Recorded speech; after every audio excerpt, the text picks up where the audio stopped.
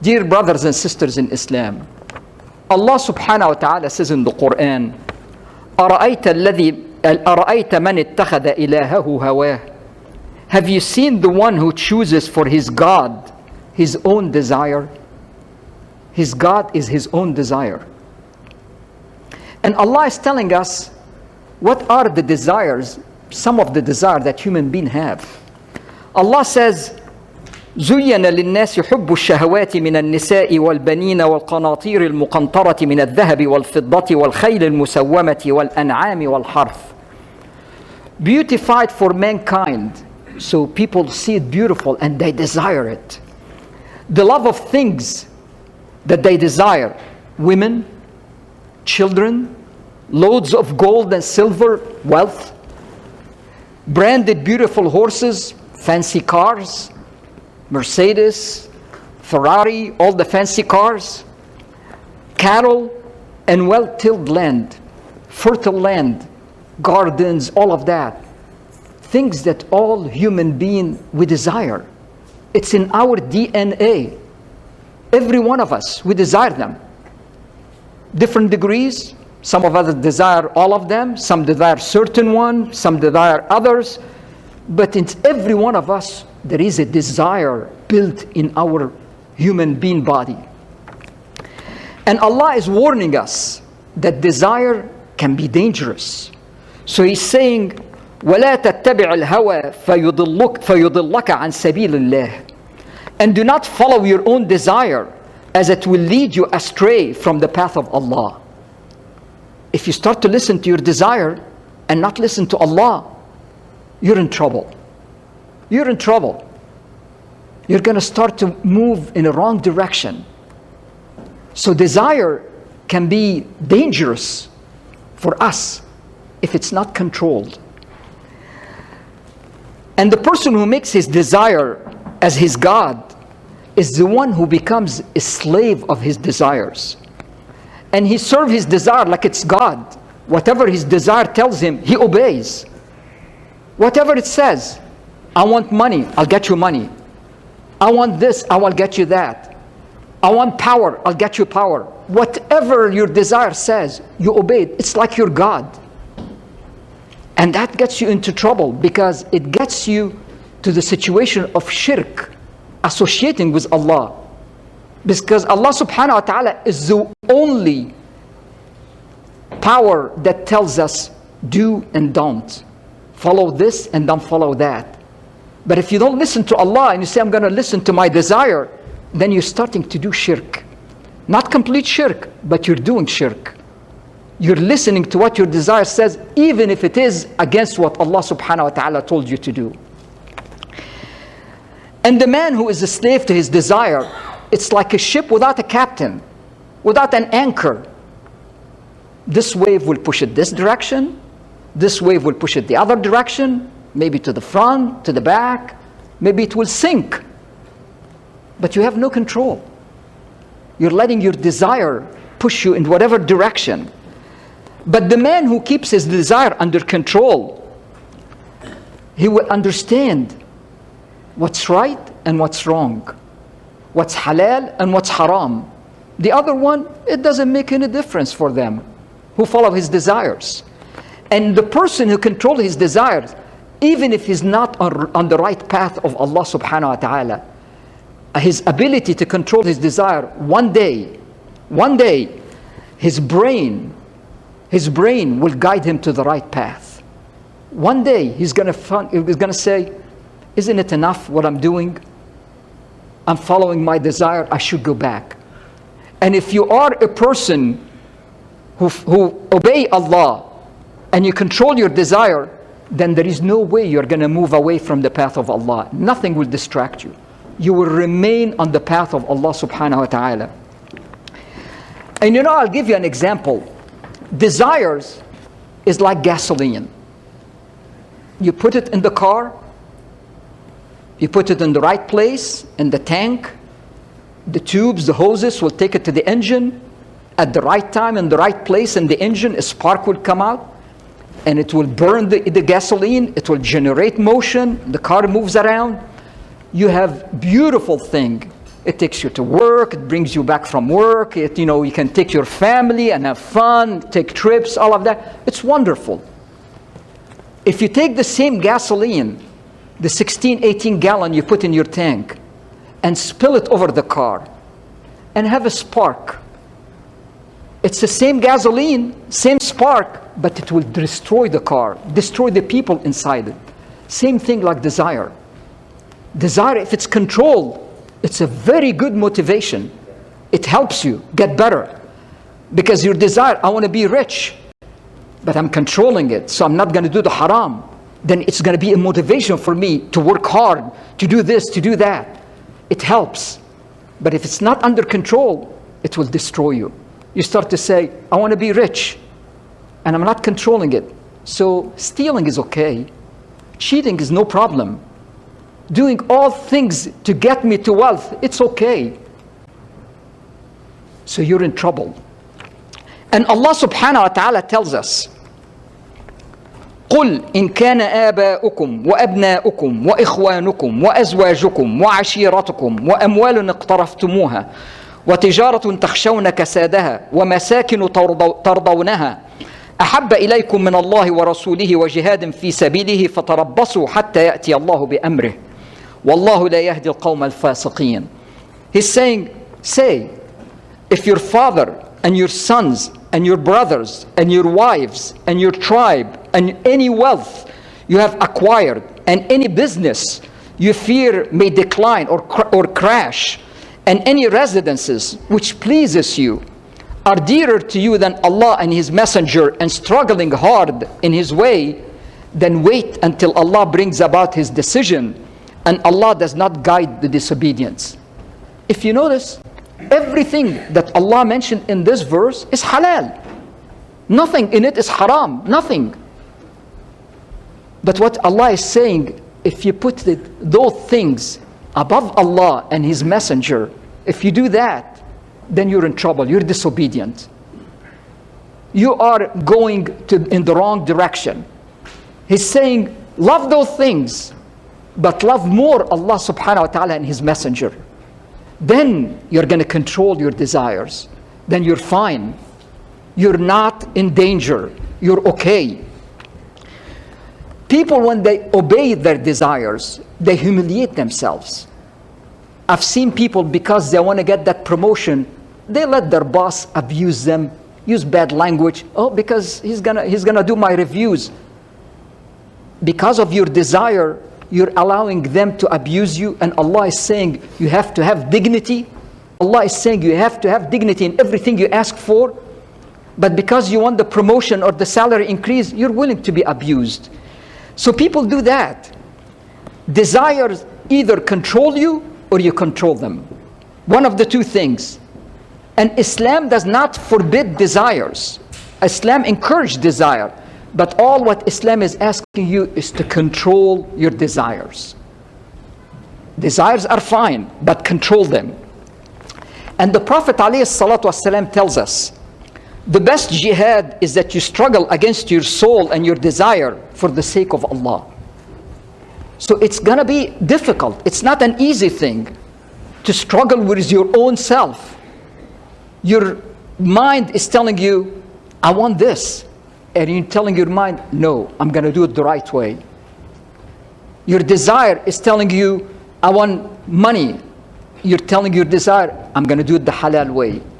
I want power, the halal way. Everything. So it is a struggle. It's a jihad. It's not an easy thing that you don't fight against yourself, against your desire to control them. So you don't get Allah unhappy with you. And the Prophet ﷺ said, paradise is surrounded by hardships, and the fire is surrounded by desires. Think about it. If you follow your desire, then your path to hellfire is way open. But if you struggle against your desire, which is hardship, the Prophet ﷺ is telling us, it is hard. It's not easy. It's not a very simple thing to struggle against your desire. You're going to have the road to paradise open for you.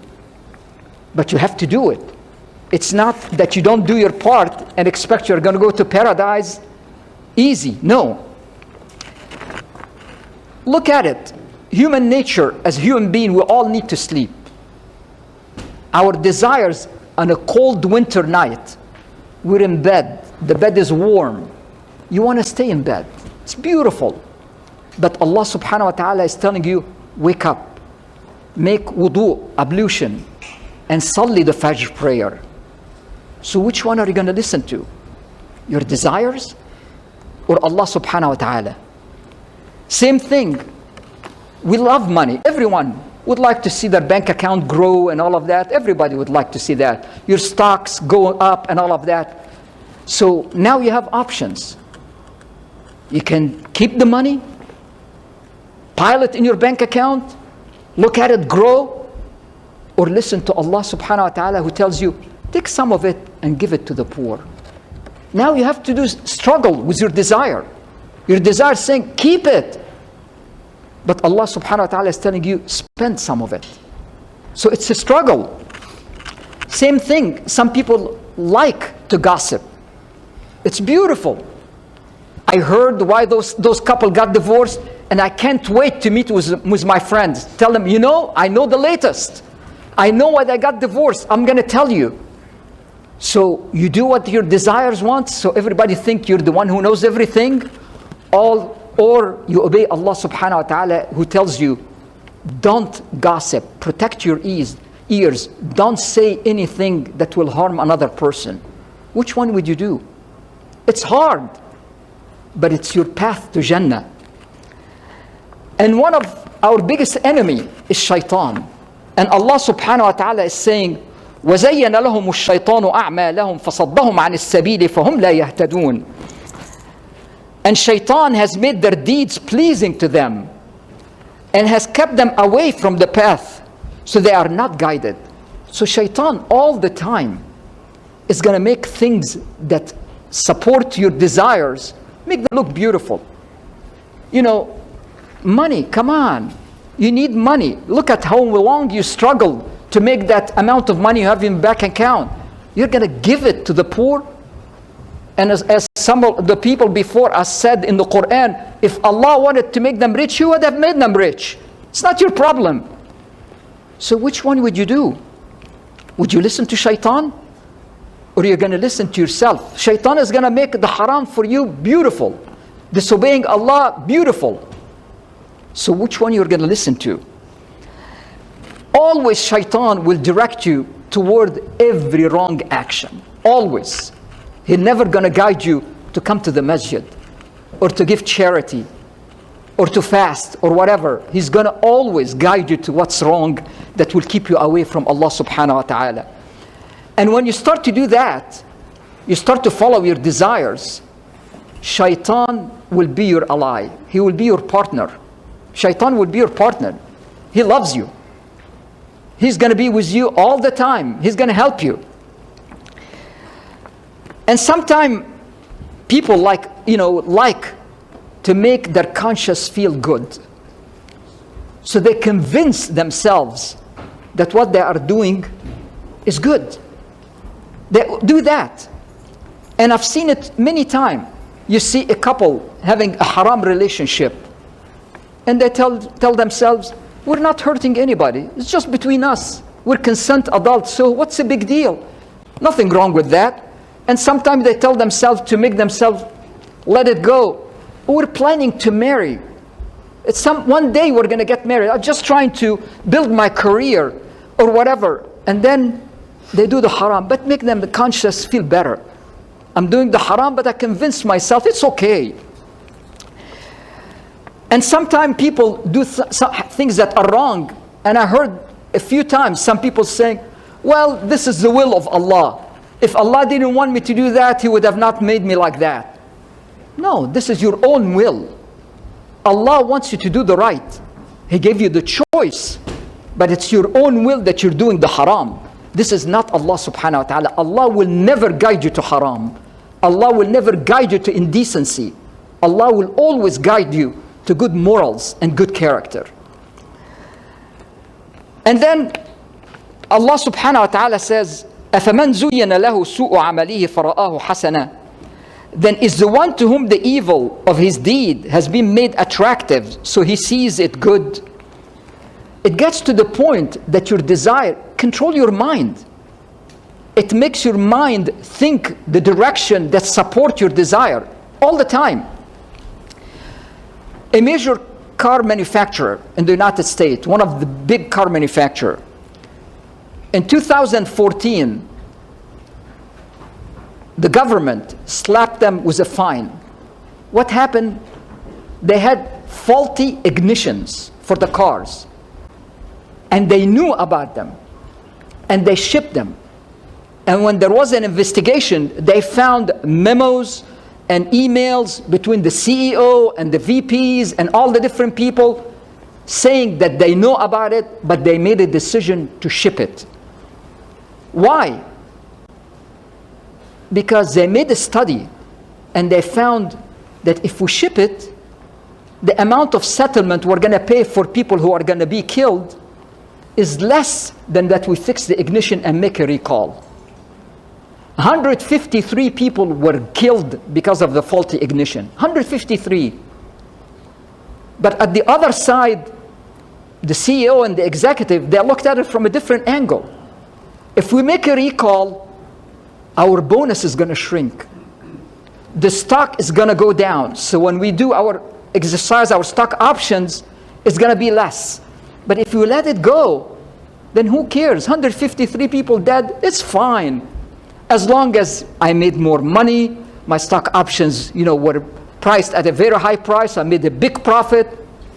Shaitan, you start to make your head think, this is good. And probably, I'm guessing, that those executives, they said, it's good even for the employees because their stock options are going to be worth more. Immediately, you start to make the haram halal for yourself. And another thing that Allah subhanahu wa ta'ala is cautioning us from following our desires, He's saying, فَلَا تَتَّبِعُوا الْهَوَىٰ أَن تَعْدِلُوا.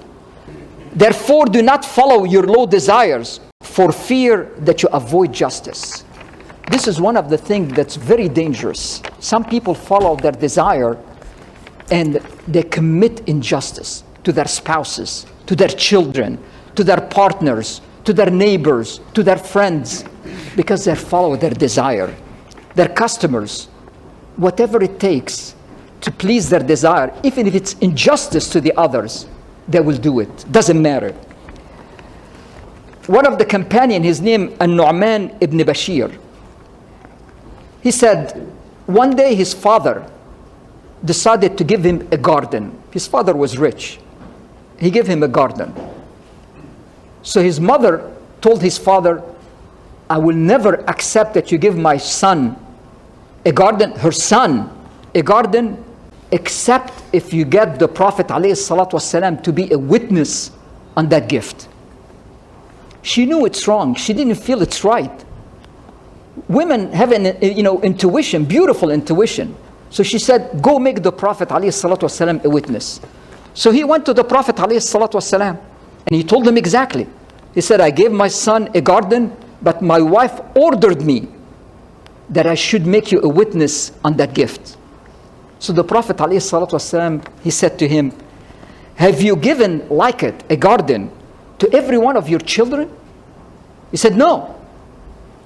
So he said, fear Allah and be just to your children. Don't ask me to be a witness, as I will never be a witness to injustice. He said, my father took the garden back. It is very common, particularly here in America, that I've seen injustice being committed and Islam ignored. I've seen people, because here in America, there is no laws of inheritance that automatically, like in Muslim country, this is the way it's going to be distributed, the estate and all of that. No, here everything is by will. I've seen people writing their will. They give this son more. They give the daughter and the son the same equal amount.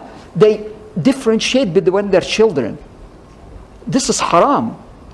Allah is saying that you have to be just with your children. Follow the rule of Allah. I heard some people telling me, But that's the rule of America. America says, you write your will, whatever. Yeah, America said write whatever you want. But why don't you write what Allah subhanahu wa ta'ala said? You have the choice. Why you choose not to write what Allah subhanahu wa ta'ala said? So don't commit injustice with your children. And another thing, the Prophet ﷺ said, the foolish person is the one who follows his own desires, then indulges in wishful thinking about Allah. What does it mean? Many people, they follow their desire. They do the haram things. And they say, oh, Allah is forgiving. You hear it a lot of time. Oh, Allah is forgiving. He's Ar-Rahman Ar-Rahim. He said He's going to forgive all sins. But why you're doing the sin? If you know it's a sin, why you're doing it? I heard some people saying, it's okay, I'm still young. And then when I get older, I'm going to go and do Hajj and it's going to wipe out all my things. How do you guarantee that you're going to go to Hajj? How do you know you're going to live? How do you know you're going to have the means to go to Hajj? How do you know all of that? So why you're committing the haram and say, oh, Allah is forgiving? No, Allah is not like that. Allah subhanahu wa ta'ala says in the Quran, وَالَّذِينَ إِذَا فَعَلُوا فَاحِشَةً أَوْ ظَلَمُوا أَنفُسَهُمْ ذَكَرُوا اللَّهَ فَاسْتَغْفَرُوا لِذُنُوبِهِمْ وَمَنْ يَغْفِرُ الذُّنُوبَ إِلَّا اللَّهُ وَلَمْ يُصِرُّوا عَلَى مَا فَعَلُوا وَهُمْ يَعْلَمُونَ. And those who, when they commit an immorality or wrong their souls, remember Allah and seek forgiveness for their sins. And who can forgive sins except Allah? And who do not persist in what they have done while they know. So you cannot say Allah is forgiving and you insist on doing the haram. You insist on cheating. You insist on doing everything that Allah said don't do it. And then you say, oh, Allah is forgiving. That's not what Allah is talking about. Allah is forgiving if you did something and you repented and came back to Allah and said, please forgive me. Even if you're going to do it again. But you were sincere when you asked Allah to help you and guide you to the right path. And you did the same mistake again and again and again. Allah will forgive you. But you're doing the haram and you say, I'm going to keep going until when I get old I'm going to do Hajj. Allah will not accept that. Brothers and sisters, desire is desire. But either you rise or fall with your desires. Desires are neutral. Desire can take you to the highest level in paradise, and desire can take you to the lowest level in hellfire. So remember Allah, remember Ramadan, when we were controlling our desires for hunger, for intimate relationship, for thirst. We were controlling our desire. Control your desires. Be patient. And you are on your way to success and happiness, inshaAllah.